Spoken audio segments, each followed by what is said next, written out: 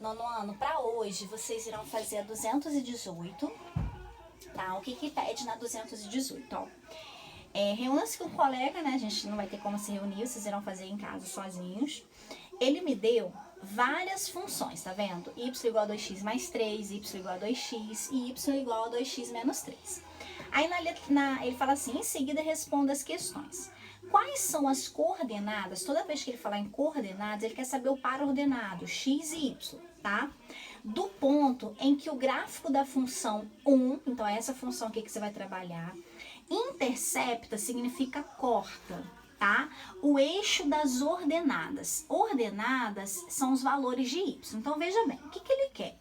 Ele quer saber em qual coordenada, né? Qual é o par ordenado em que essa função corta o eixo das ordenadas. Ordenadas é essa retinha aqui do y.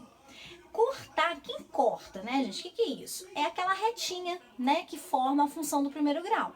Então, ele quer saber em qual ponto essa reta toca aqui no eixo y. Gente, para isso acontecer, né, para ela cortar o eixo y, né, esse ponto vai ter que estar em cima da reta y. E lembram que no plano cartesiano, para um ponto estar em cima da reta y ou da reta x, tem que ser 0. Então, para estar em cima da reta y, o x vai ter que ser 0, né? E o y vai ter que ser um número. Então, o que que você faz aqui? Então, como ele quer saber em qual par ordenado corta o eixo das ordenadas, quem que tem que ser 0? O x. Então, você vai pegar a função e vai substituir o 0 por x, o x por 0. E vai achar o valor de y, aí, consequentemente, você vai achar o par ordenado. Vai ser 0 e o número que você encontrar para y. Aí, na letra B, e as da função 2? A mesma coisa. Ele quer saber também em qual coordenada essa função corta o eixo y. Lembrando, para cortar o eixo y, o x tem que ser 0.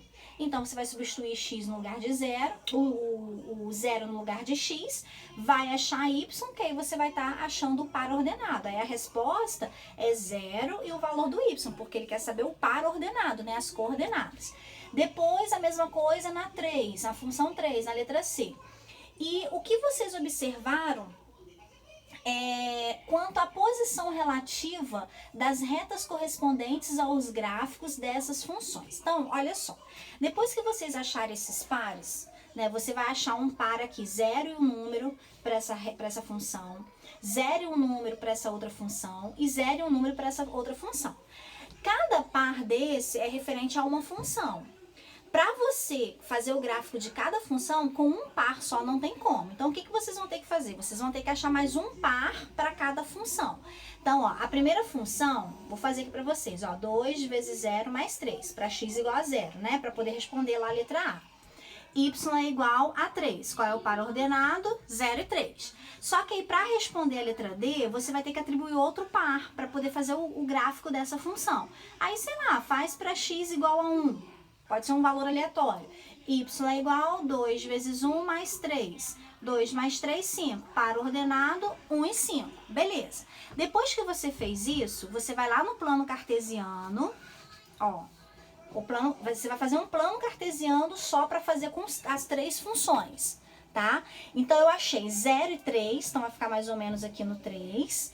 E 1 com 5. O 5 mais ou menos aqui. Fiz o outro ponto. Aí, tá vendo que eu vou fazer o quê? Conseguir fazer uma reta. Essa reta é da primeira função, y igual a 2x mais 3. Aí você vai fazer agora para a segunda função. Aí na segunda função você já vai ter calculado para x igual a 0. Aí faz para x igual a 1. Aí você vai achar outro par ordenado e vai localizar e vai formar outra reta. No caso, vocês vão ter que fazer 3 retas. Aí essas 3 retas, elas vão ficar numa posição, né? E onde vocês irão responder o que ele está perguntando, tá? Depois vocês irão fazer a 219, as questões 4, 5 e 6, tá? A questão 4, ele pede, né, para vocês construam no caderno o gráfico da função, né? Construam no caderno o gráfico das funções, aí ele me deu 2 funções, tá? Aí ele pede assim, olha, na letra A, as funções são crescentes ou decrescentes? Lembra que eu falei no vídeo anterior que para a função ser crescente ou decrescente, é só você olhar o valor de A. Então, por exemplo, a primeira aí é f de x, 4x menos 1.